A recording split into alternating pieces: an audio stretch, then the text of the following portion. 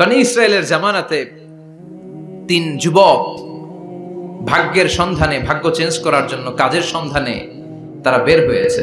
পথিমধ্যে গুপ্তধন পেয়েছে, 4টা স্বর্ণের টুকরা পেয়েছে তিনজন। কয়জন? কয়টা স্বর্ণের টুকরা? 4টা স্বর্ণের টুকরা পেয়ে মহা খুশি, খুশিতে বাকবাকুম। কে আমাদেরকে পায়? আজকে স্বর্ণের টুকরা ভাগ করে আমরা অনেক ধনী হয়ে যাব। এক বন্ধু বলল, পেটে অনেক ক্ষুধা লেগেছে, আগে বাজার থেকে খাবার নিয়ে আয়, তারপরে তিনজন বন্ধু মিলে 4টা স্বর্ণের টুকরা ভাগ করে নিয়ে যাব। এক বন্ধুকে বাজার থেকে রুটি কিনে আনানোর জন্য পাঠিয়েছে। বাকি 2 বন্ধু এবার বসে বসে পরামর্শ করে, ওইটারে যদি মেরে ফেলতে পারি ভাগ বটোয়ারার দরকার নাই, তুই নিবি 2টা, আমি নিব 2টা। সহজ হয়ে গেল না? ও নিবে 2টা, এ নিবে 2টা, আর ওটার মেরে ফেলবো। যেটা রুটি আনতে গেছে ওটা মনে মনে ভাবে, রুটিতে যদি বিষ মিশাতে পারি। কি মিশাতে পারি?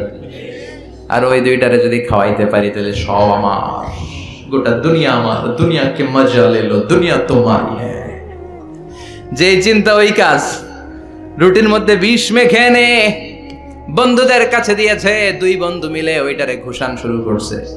ঘুষাইতে ঘুষাইতে শেষ, একটা শেষ, উইকেট একটা পড়ছে। কয়টা? আর আছে উইকেট কয়টা? ওই 2 উইকেট। কয় ক্ষুধা লাগছে এটারে মারতে, অনেক কষ্ট হয়েছে, আগে খায়া লই। আগে কি করি? ওই 2টা মিলে বিষ মাখানো রুটি খেতে শুরু করেছে।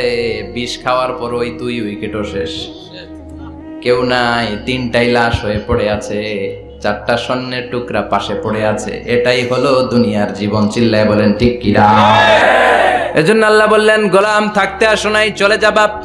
কুল্লু নাফসিন যায়িকাতুল মাউত সুম্মা ইলাইনা তুরজাউন। সবাইকে মরতে হবে, কেউ থাকবে না। এই পৃথিবীতে প্রাণ নিয়ে যারা আগমন করার সুযোগ পেয়েছে সবাই মরবে।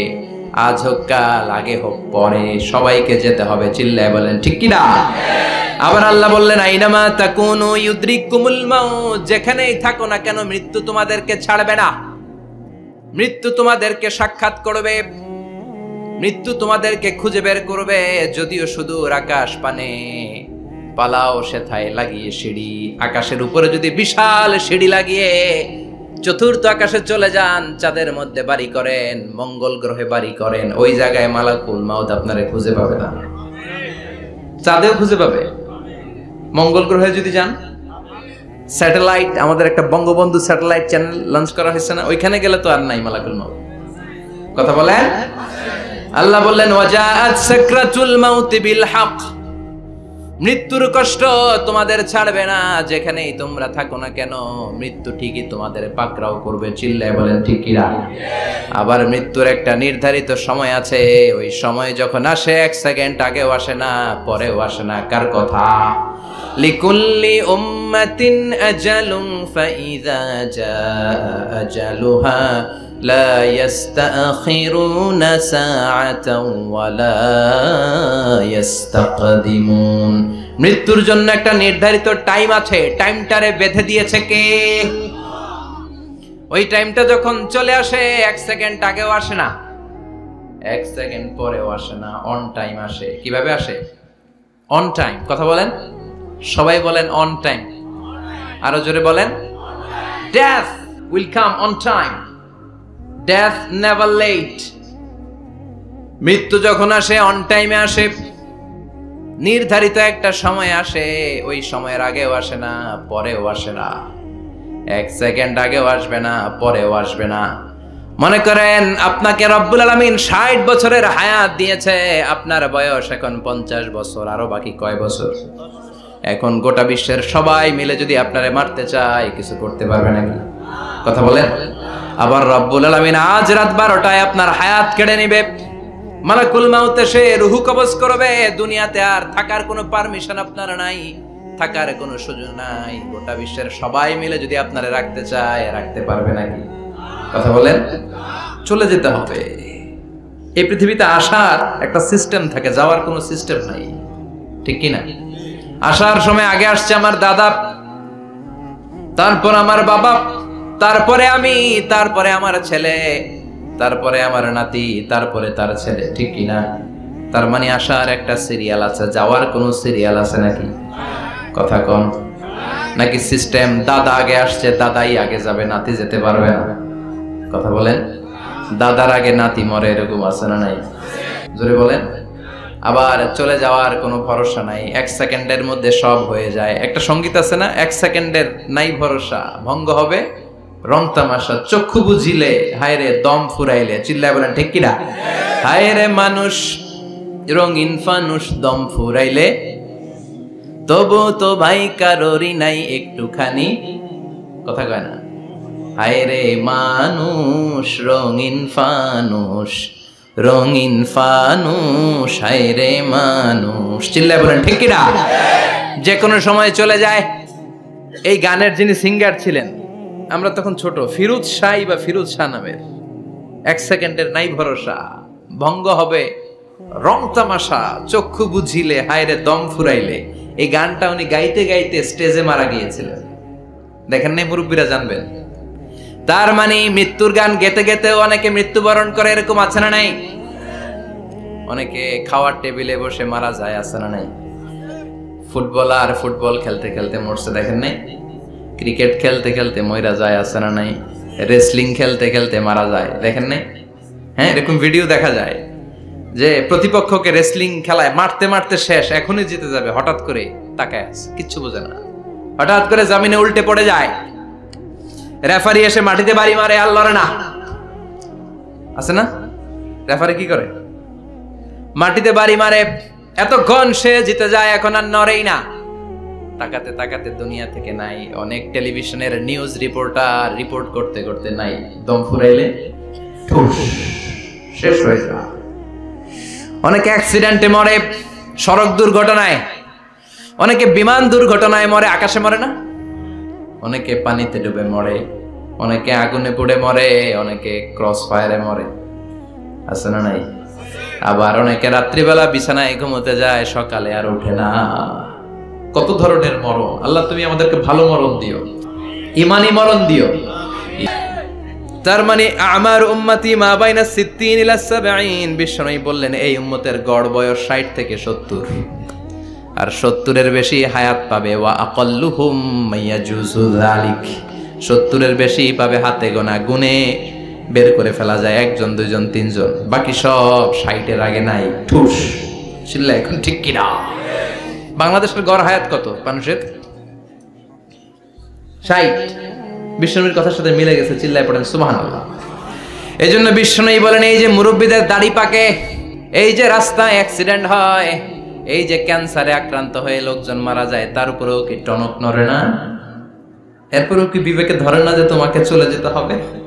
আকসিরু যিকরা হাযিমিল লাযযাত, জীবনের সব স্বাদকে পানসা করে দেয় ওই মরণকে স্মরণ করো। মরণকে স্মরণ করলে জাহান্নাম বরণ করা লাগে না। চিল্লায় বলেন ঠিক কিনা?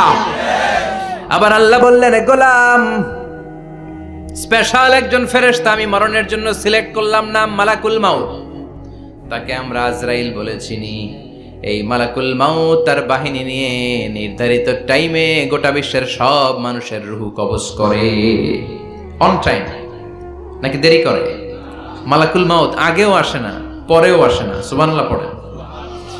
সাইয়েদনা সুলাইমান আলাইহিস সালামের জামানাতে ওনার এক ওয়াজির ছিল, মন্ত্রী। ওই মন্ত্রীকে নিয়ে উনি বৈঠক করতেন। ওনার সময় উনি মালাকুল মাউতের সাথে বৈঠক করতেন। শুনতেছেন? আপনাদের মনোযোগ আছে তো? উনি বৈঠকে বসেছেন, মালাকুল মাউতও বসা, ওয়াজিরও বসা। হঠাৎ মালাকুল মাউত ওয়াজিরের দিকে বড় বড় চোখ করে তাকাচ্ছেন। বড় বড় চোখ করে তাকানোতে ওয়াজির ভয় পেয়েছে। হঠাৎ মালাকুল মাউত চলে গেল। ওয়াজির বলে, ও সুলাইমান আলাইহিস সালাম, এই যে লোকটা বড় বড় চোখ করে আমার দিকে তাকালো, এটা কে? সাইয়েদনা সুলাইমান বলে, হাদা মালাকুল মাউত। যে বর্ণনাটা বলছে এটা হাদিস না, এটা হচ্ছে ইসরাইলিয়া, জিউস ট্র্যাডিশন। কোরআন হাদিসের সাথে কোনো দ্বন্দ্ব নাই, তাই বর্ণনা করা যাবে। বিষ্ণু বলেছেন বাল্লিগু আন্নি ওয়ালাউ আয়া, আবার বলেছেন ওয়া হাদিসু আন বনি ইসরাঈল ওয়ালা হারাজ। বনি ইসরাইলের ট্র্যাডিশন বর্ণনা করো, জিউস ট্র্যাডিশন বর্ণনা করো, এতে কোনো সমস্যা নাই। ওয়াজির বলে, ও সাইয়েদনা সুলাইমান, বড় বড় চোখ করে যে তাকালো লোকটাকে? সাইয়েদনা সুলাইমান বলে, হাদা মালাকুল মাউত, এটা মৃত্যুর ফেরেশতা। ওয়াজিরের কলিজায় পানি নাই। এটা কি ফেরেশতা? শুনে তো পিলে চমকে গিয়েছে, কয় কি মালাকুল মউত তো আমার চিনে ফেলাইছে, বাড়ি চিনে ফেলছে, আমার খবর আছে। সাইয়েদনা সুলাইমান আলাইহিস সালাম জিনদেরকে দিয়ে কাজ করাতেন, মেঘমালাকে দিয়ে কাজ করাতেন, বিশাল সিংহাসন নিয়ে পৃথিবীর প্রাচ্য থেকে পাশ্চাত্যে ঘুরে বেড়াতেন। সাইয়েদনা সুলাইমানকে ওয়াজির বলে, ও সুলাইমান, মেঘমালাকে আদেশ করে দেন, আমি আর এই ফিলিস্তিনের ভূখণ্ডে থাকতে চাই না। আকাশের মেঘমালার উপরে আমারে বসিয়ে দেন, আর বলে দেন আমারে নিয়ে যেন আকাশের মেঘমালা হিন্দুস্তানের ওই দূর পর্বতে রেখে আসে। আকসা আল হিন্দ, হিন্দের সবচেয়ে দূরবর্তী জায়গায় যেন আমারে রেখে আসে। সাইয়েদনা সুলাইমান বললেন, আকাশের মেঘ যাও, আমার ওয়াজিরকে নিয়ে হিন্দুস্তানের একটা উপদ্বীপে রেখে আসো। রেখে আসা হলো। কিছুক্ষণ পর মালাকুল মাউত সাইয়েদনা সুলাইমানের কাছে হাজির। সাইয়েদনা সুলাইমান বললেন, ও মালাকুল মাউত, কই ছিলা? কই একটু আগে হিন্দুস্তান থেকে আপনার ওয়াজিরের রূহ কবজ করে আসছি। সুবহানাল্লাহ পড়েন। এটা আবার কেমন কথা, তুমি ওইখানে গেলা কেন? কয় রব্বুল আলামিন কিছুক্ষণ আগে আমার কাছে পয়গাম পাঠিয়েছে, যাও সাইয়েদনা সুলাইমানের ওয়াজিরের রূহটা কবজ করো। কবজ করার জায়গা হলো হিন্দুস্তানের উপদ্বীপ। কোন জায়গায়? মালাকুল মাউত এসে দেখে সুলাইমান নবীর সাথে মিটিং করে। ওয়াজির কার সাথে মিটিং করে? সুলাইমান নবীর সাথে। কিন্তু ফরমানে লেখা রূহ কবজ করতে হবে কোথায়? হিন্দুস্তানে। সুবহানাল্লাহ কইবেন না? এজন্য বড় বড় চোখ করে আমি তাকিয়েছি, আর মনে মনে ভাবলাম টাইম তো নাই, কারণ মৃত্যু তো অন টাইমে হতে হয়, এখনই ওর রূহ কবজ করতে হবে। কেমন করে ওইখানে যাবে আমি জানি না, আমি আগে চলে যাই। মালাকুল মাউত চলে গেল, যে দেখে ওই জায়গায় ওয়াজিরও হাজির। সাথে সাথে রূহ কবজ করে আল্লাহর কাছে চলে গিয়েছে। পড়েন সুবহানাল্লাহ। এজন্য আল্লাহ বললেন, মালাকুল মাউত আমি নির্ধারণ করে দিয়েছি, পৃথিবীর প্রতিটি মানুষ মালাকুল মাউতকে দেখবে, চাক্ষুষ দেখবে, ভালো হলেও দেখবে, খারাপ হলেও দেখবে। কার কথা? ভালো মানুষ যদি হয়, আল্লাহওয়ালা যদি হয়, ইসলাম প্রিয় যদি হয়, ডানপন্থী যদি হয়, মৃত্যুর সময় মালাকুল মাউত আলা সূরাতি শাবিন আলা আহসানি সূরা, একজন যুবকের আকৃতিতে চমৎকার ধবধবে সাদা একটা জুব্বা পরে, জান্নাত থেকে জান্নাতি কাফন নিয়ে, হানুত মিন হানুতিল জান্নাত, জান্নাতের সুগন্ধি নিয়ে মুমূর্ষ রোগীর মাথার সামনে এসে বসে যায়, আর দেহটার ইঙ্গিত করে বলে, ইয়া আইয়াতুহান নাফসুত তাইয়্যিবা, ও পবিত্র আত্মা। আরেক বর্ণনায় এসেছে, ইয়া আইয়াতুহান নাফসুল মুতমাইন্নাহ, ও প্রশান্ত আত্মা, উখরুজি ইলা মাগফিরাতিম মিনাল্লাহ, আল্লাহর ক্ষমার দিকে বের হয়ে আসো। উখরুজি ইলা মাগফিরাতিম মিনাল্লাহি ওয়া রিদওয়ান, আল্লাহর ক্ষমার সন্তুষ্টির দিকে রূহটা বের হয়ে আসো। স্মুথলি বলার সাথে সাথে মুমিনের দেহ থেকে রূহটা বের হয়ে আজরাইলের হাতে চলে যায়। স্মুথলি বলার সাথে সাথে স্বাচ্ছন্দ্যে আনন্দে মুমিনের দেহ থেকে রূহটা সা করে বের হয়ে মালাকুল মাউতের হাতে এসে পড়ে। পড়েন সুবহানাল্লাহ। আল্লাহ এমন মৃত্যু তুমি আমাদের নসিবে রেখে দিও, চিৎকার করে পড়েন আমিন। আর যারা ইসলাম মানে নাই, আর যারা কোরআন মানে নাই, আর যারা দিন কায়েমের আন্দোলন করে নাই, দিনকে ভালোবাসে নাই, বাম আর রামপন্থী ছিল, নাস্তিক ছিল, ইসলাম বিরোধী ছিল, তাদের কাছেও মালাকুল মাউত আসে কি আসে না? চিল্লায় বলেন আসে কি আসে না? তাদের কাছেও আসে, কিন্তু আলা সূরাতি আকবাহি রাজুল, একজনের চেহারা যত ভয়ঙ্কর হতে পারে, যত নিকৃষ্ট হতে পারে, এরকম ভয়ঙ্করতম নিকৃষ্ট দুর্গন্ধওয়ালা একটা চেহারা নিয়ে আসে। রিজলাহু ফিল আরদ, পা থাকে জমিনে, রাসুহু ফিস সামা, হাদিসের বর্ণনা, পা দুইটা জমিনে, মাথা আকাশে। এসে ধমক দিয়ে জালিমের মাথার সামনে এসে বলে, ইয়া আইয়াতুহান নাফসুল খাবিসা, হে পাপাত্তা, হে অপবিত্র আত্মা, উখরুজি ইলা সাখাতিল্লাহি ওয়া গাদাবিহি, আল্লাহর রাগের দিকে, আল্লাহর অসন্তুষ্টির দিকে বের হয়ে আয়। মালাকুল মাউতের এই অর্ডার পাওয়ার সাথে সাথে রূহটা কিন্তু বের হয় না। মুমিনের রূহকে ডাক দিলে যেমনি স্মুথলি বের হয়, কাফিরের রূহ এভাবে বের হয় নাকি? কথা বলেন। রূহটা ডানে যায়, ফাতাতাফাররাক, একবার রূহটা ডানে যায়, আবার রূহটা বায়ে যায়, আবার সামনে যায়, পায়ে যায়, হাতের মধ্যে ঢুকে ডানে বায়ে যায়। মালাকুল মাউত আবার ধমক দিয়ে বলে, ইয়া আইয়াতুহান নাফসুল খাবিসা, পাপাত্তা বের হয়ে আয়। রূহটা আবার ডানে যায়, বায়ে যায়, সামনে যায়, পেছনে যায়। এবার খপাস করে মালাকুল মাউত রূহকে ধরে টান মারে। সারা দেহটা থেকে প্রাণ রস সিক্ত করতে করতে দেহ থেকে রুহটাকে টেনে হিচড়ে বের করে আনে, আর মুমূর্ষ রোগীটা চিৎকার মারতে থাকে, পড়েন নাউযুবিল্লাহ। একটা জীবন্ত ছাগলের চামড়াগুলো জবাই না দিয়ে কেউ যদি টেনে টেনে বের করে, ছাগল জবাই হয় নাই কিন্তু চামড়া এক পাশ থেকে টেনে টেনে টেনে হিচড়ে আপনি গা থেকে বের করলে যত কষ্ট হয়, এর চেয়েও বেশি কষ্ট দিয়ে মালাকুল মাউত বামপন্থী আর কাফেরদের রুহটা দেহ থেকে বের করে আনে, পড়েন নাউযুবিল্লাহ। কি কি অন্যায় করেছি আমার হৃদয়ের মধ্যে কথাগুলো আছে না নাই? পৃথিবীর কেউ না জানলেও আমি জানি কি জানি না? পৃথিবী না জানুক আমি তো জানি, আমি কি পাপ করেছি হায়। পৃথিবী না জানুক আমি তো জানি, আমি কি পাপ করেছি হায়। আমার পাপের করলে বিচার, বাঁচার উপায় নাই আমার। দয়াময় প্রভু মাফ করো আমায়, মাফ করো আমায়, পড়েন আমিন। আরো জোরে আমিন। এজন্য হাসিবু ক্বাবলা আন তুহাসাবু আলাইক, তোমার হিসাব বসার আগে নিজে হিসাব করো কি কি করলা। আসল মরণের দিন শটান হয়ে তো শুয়ে পড়ো ভাই, মরার আগে আরেকবার মরো। মরার আগে আরেকবার কি করবেন? কথা বলেন, মরার আগে কি করতে হবে? হঠাৎ একদিন বিছানায় শটান হয়ে শুয়ে যান, চক্ষুটা বন্ধ করেন, ভাবেন মরে গিয়েছেন, এই তো মালাকুল মাউত চলে এসে রুহটা নিয়ে গেল। আত্মীয় স্বজন চিৎকার চেঁচামেচি শুরু করে দিল, কান্নার রোল পড়ে গেল চারদিকে। মাইকের মধ্য দিয়ে, মসজিদের মাইকে অ্যানাউন্স হয়, অমুক এলাকার নিবাসী অমুক ভাই আমাদের মধ্যে দুনিয়ায় নাই, তার জানাজা হবে এশার নামাজের পর। সবাই এসে রুহের মাগফিরাত করেন, সবাই আপনারে দেখতে আসবে, কেঁদে কেঁদে লোকজন আপনারে কবর দিতে আসবে। চিল্লায় বলেন ঠিক কি না? কেঁদে কেঁদে সবাই আসবে, দেখার জন্য আসবে। ছেলেগুলো কাঁদবে, স্ত্রী কাঁদবে, বাবা মা কাঁদবে, বন্ধু বান্ধব কাঁদবে, আর ঘরের মধ্যে রাখা হবে না। এবার আপনাকে গোসল দেওয়ার পালা। চক্ষু বন্ধ করে চিন্তার দরকার আছে না নাই? একটু চোখটা বন্ধ করে ভাবেন, আপনাকে গোসল দেয়া হবে, জামাগুলো খোলা হবে। এত টাকা দিয়ে যে দামি গোসলখানা টাইলস লাগিয়ে ঘরে বানালেন, আপনার শেষ গোসলটা কি ওই দামি গোসলখানায় হবে? লাশ যেখানে ধোয়া হয় ওই জায়গায় ধোয়া হবে, আপনাকে কাফন পরানো হবে। আপনার কলিজার টুকরা ছোট বাচ্চাটারে বলা হবে, আব্বু দেখে যাও তোমার বাবারে শেষবারের মতো দেখো। আপনার বাবা মা শেষবারের মতো একটা নজর দিয়ে আপনার চেহারাটা দেখে নিবে। বন্ধু বান্ধবরা শেষবারের মতো একবার আপনারে দেখে নিবে। জানাজার জায়গায় নেওয়া হবে। হবে না এই ঘটনাটা আমাদের? হ্যাঁ, হবে কি না? হাজার হাজার মানুষ শেষ বিদায় দেওয়ার জন্য আসবে।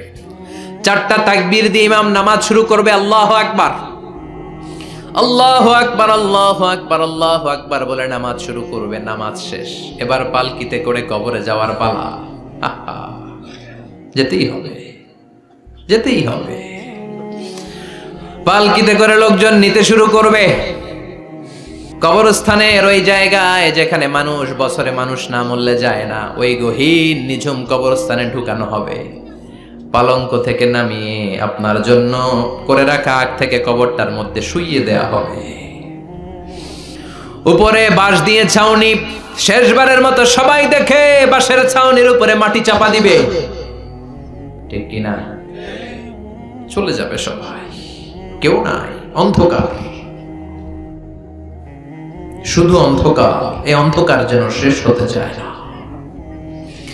এই ঘটনা ঘটবে না আমাদের? এজন্য লাইফটা হলো one time, one chance. Second কোনো চান্স আপনাকে দেয়া হবে নাকি? কাফেররা বলবে, ইয়া রাব্বি আরেকটা সুযোগ দেন। লাউ আন্না লানা কাররা ইয়ানি মাররা, আল্লাহর একটা সুযোগ যদি পেতাম দুনিয়াতে ভালো করে আসতাম। আল্লাহ বলবেন, ইন্নাহা কালিমাতুন কাইলুহা, এটা শুধু তাদের মুখের কথা, তাদেরকে আবার সুযোগ দিলেও তারা কিচ্ছু করবে না। চিল্লা এখন ঠিক কিনা? এজন্য একটা চান্স আমরা পেয়েছি, এই দুনিয়ার ওয়ান চান্সে আমরা ভয় পাবো একজনকে। চিল্লায় বলেন তিনি কে? আল্লাহ। এজন্য যেতে আমাদেরকে হবে, এই মরণ থেকে পালানোর কোনো সুযোগ কেউ পালাতে পারে নাই। এই মরণ হলো আখিরাতের প্রবেশদ্বার। মরণ নামক পালকিতে চড়ে আমরা কবরের ভেতরে ঢুকি। মরণ হলো প্রথম পর্ব, কবর হলো দ্বিতীয় পর্ব। যেরকম ঠিক কিনা? এজন্য বিশ্বনবী বললেন, আল কবর রাউদাতুম মিন রিয়াদিল জান্নাহ আও হুফরাতুম মিন হুফারিন নার। কবর হলো কারো জন্য জান্নাতের বাগান, কারো জন্য জাহান্নামের গর্ত।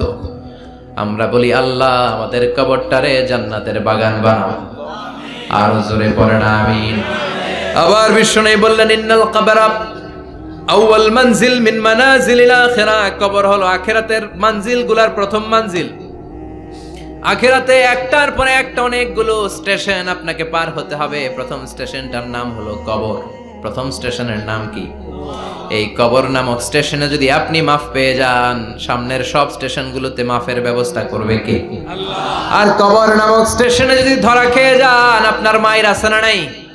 লাশটাকে যখন রাখা হয়, লাশটা চিনে কে আমারে রাখলো, কে আমাকে ধৌত করলো, কে আমারে কাফন পড়ালো। এজন্য বিষ্ণুই বলেছেন, মুমূর্ষের সামনে বসে বসে পড়ো, লা ইলাহা ইল্লাল্লাহু মুহাম্মাদুর রাসূলুল্লাহ। লাকিনু মাউতাকুম লা ইলাহা ইল্লাল্লাহ। মুমূর্ষের সামনে দাঁড়িয়ে দাঁড়িয়ে পড়ো, লা ইলাহা ইল্লাল্লাহ। এই লা ইলাহা হচ্ছে জীবিতদের জন্য কালিমা, আর আমরা মরার পরে এই জিকির করি। ঠিক কি না? ও আল্লাহ, কবরের আযাব থেকে তুমি আমাদেরকে বাঁচাও। পড়ে না আমিন। কবরে মুমিনদেরকে 4টা প্রশ্ন করা হবে, কাফিরদেরকে 3টা প্রশ্ন। চিৎকার করে বলেন, মুমিনের প্রশ্ন কয়টা? আর জোরে বলেন। প্রথম প্রশ্ন, মার রব্বুক, তোর রবের নাম কি? আমরা কি বলবো? আল্লাহ আমারে রব, এই রবি আমার সব, দমে দমে তনু মনে তারি অনুভব। আল্লাহ আমারে রব, এই রবি আমার সব। পড়েন আমিন। দ্বিতীয় প্রশ্ন, আমার দিন, উত্তর দিনের নাম কি? ধর্মের নাম কি? তৃতীয় প্রশ্ন, মান হাযার রাজুল, এই লোকটাকে কে? আমরা বলবো মুহাম্মদ সাল্লাল্লাহু। 3টা প্রশ্নের উত্তর যখন আপনি কবরে করে দিতে পারবেন, অতিরিক্ত একটা প্রশ্ন, ওয়ামা ইলমুক। এই যে 3টা প্রশ্নের উত্তর পাল্লা, কেমন করে উত্তর জানলা? কোত্থেকে শিখেছো? নকল করে আনছো কাফনের কাপড়ে? পরীক্ষার হলে নকল আছে না নাই? হাতে নকল আছে না? পায়ে নকল, মুজার ভিতরে নকল আছে না নাই? মোবাইলে নকল আছে না নাই? নকল থেকে আল্লাহ তুমি বাঁচাও। আরো আস্তে কোন আমিন। কিভাবে জানলা? কেমন করে 3টা প্রশ্নের উত্তর শিখলা? What is the source of your knowledge? তথ্যসূত্র কি? আপনাকে বলতে হবে, আমি যেই কিতাবটা থেকে শিখেছি কিতাবটার নাম কি? চিল্লায় বলেন কি নাম? এই কিতাবটা হলো কোরআন। আপনাকে বলতে হবে, কোরআন থেকে আমি শিখেছি, বিশ্বনবীর হাদিস থেকে আমি শিখেছি। 4টা প্রশ্নের উত্তর যখন পারবেন, ফেরেশতারা বলবে, আহলান সাহালান, খুশ আমদেদ, কংগ্রাচুলেশন, বাহ বাহ, তুমি তো চমৎকার পেরেছো। ফায়ুফসাহু লাহু কবরুহু 70 যিরাআন। মুমিন বান্দার কবরটা 70 হাত লম্বা করে দেয়া হবে। ইফতাহু লাহু বাবুন ইলাল জান্নাহ, জান্নাতের দিকে তার কবর থেকে একটা দরজা বানিয়ে দেয়া হবে। জান্নাতের সুঘ্রাণ ঠান্ডা বাতাস এসে তার কবরের ভিতরে ঢুকতে শুরু করবে। ইলবাসু লিবাস মিন আহলিল জান্নাহ, জান্নাতীদের পোশাক তার গায়ের মধ্যে পরিয়ে দেয়া হবে। আল্লাহু আকবার। আর বলা হবে, নাম কানাউমিল আরুস, বাসর রাতে বর যেমনি কনেকে নিয়ে ঘুমিয়ে যায়, তুমিও একটা ঘুম দাও। আলহামদুলিল্লাহ পড়ে। মুমিন বান্দা আনন্দের একটা ঘুম দিবে। ইসরাফিলের সিংগার আওয়াজ ছাড়া পৃথিবীর কোনো কিছুই তার এই ঘুম ভাঙতে পারবে না। আল্লাহ আমরাও যেন সেদিন কবর একটা মজার ঘুম দিতে পারি, তুমি তৌফিক দাও। জোরে বলেন আমিন।